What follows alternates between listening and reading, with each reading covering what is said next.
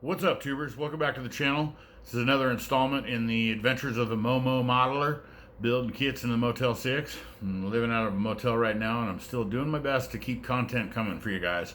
Today we're looking at the Monogram Chevy S-10, the Street Sleeper. This is a pretty cool little truck. Somebody in our Facey Tweet Grump had mentioned that it might as well be, if it was a GMC, it could be a Cyclone, which is one of the fastest little trucks ever made.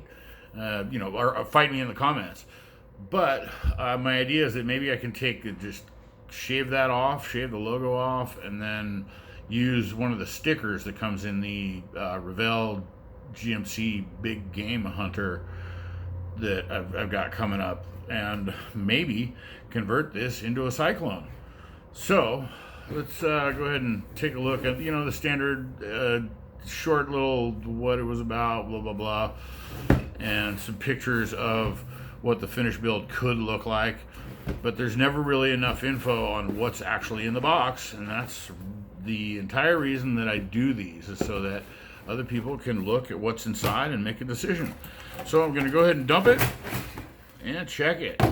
So right away we'll get into the instruction sheet, which, as you heard me say a million times, it's pretty standard Revell information. Starts with an engine assembly and ends with decal locations. Nothing different, nothing changed. But I can tell just right away from looking at it that this is going to be a nice detailed kit. There's some pretty cool stuff in there. I mean, look at that. Really? Wow. Okay. So we'll set that aside. Take a look at the decals real quick. Nice decal sheet. 3 different gauge options. Love it when they do that. So you've got some white background, black, for the custom street, whatever. And these are the heat shield for under the hood. That's like for the turbo and stuff, the heat exchange. It gives, it's like a foil or something underneath your hood. And some other, various turbo. So those are cool. I'll use some of them, not all. Like I said, I'm just gonna probably try to convert this to a Cyclone. So right away, let's go to the cab. Nice, crisp details. It's one-piece cab. It's a little thin on the front, but you know what? The other parts will go in there and shore that up, I'm sure. Haha, but it's nice and sharp.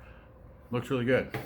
And then the tires, some rubber, solid, no name, decent low profile, nice and thick. It's good looking rubber that will go on these pretty good looking wheels. Those will look nice with a little flat coat and some panel line.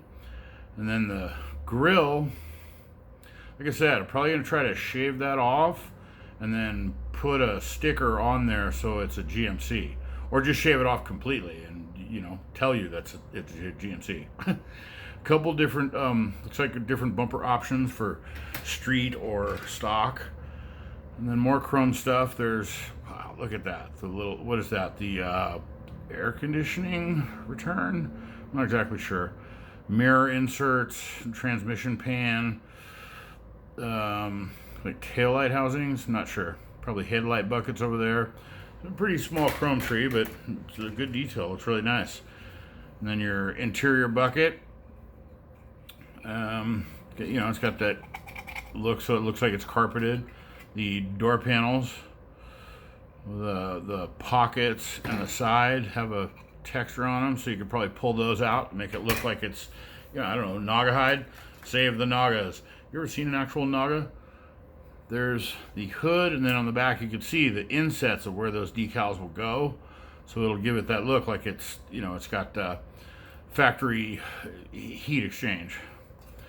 The one-piece bed with bed sides, which look like, they're not notched, but they are, I'm sure they're going to line up straight. They'll be easy.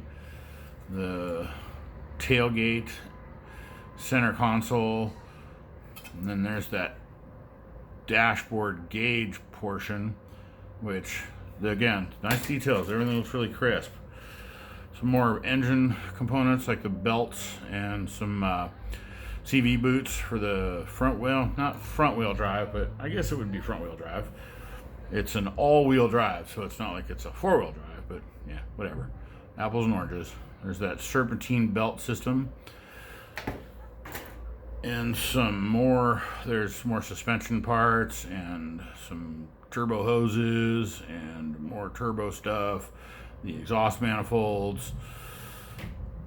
All looks really good. Really good. Those are probably seat backs, I think. Head backs for the bucket seats. Really cool. The rest of the dashboard, and then a nice detailed firewall. Separate wiper arms, so that's kind of neat. Gives you a nice, really pulls those out well. Radiator shroud and radiator, and the frame and more of the suspension components. Looks really solid, crisp.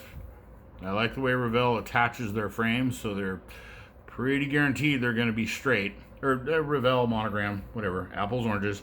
Fight me in the comments. Put them up. Rear pumpkin. Wow, words. All one piece. That's nice. And more suspension sway bars and whatnot. You always got to have your whatnot. And then the engine halves and more engine components for that V6. Turbski. And there's that stock GM steering wheel. And what are those? Probably fuel tanks, or are those canoes?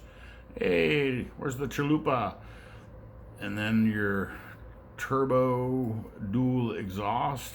I wonder where the dump gate goes. It'd be nice to modify this kit and then run a big hater pipe out the front. So that about does it for the Monogram Chevy S-10.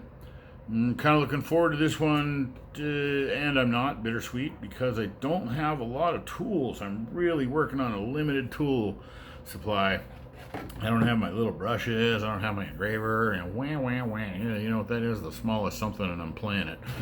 So that about does it for the Monogram Chevy S-10. Hope you like this video. Thanks for watching. Give me a thumbs up, like, subscribe, all that kind of nonsense down below. Or not, just watch it and move along. Either way, thanks for watching.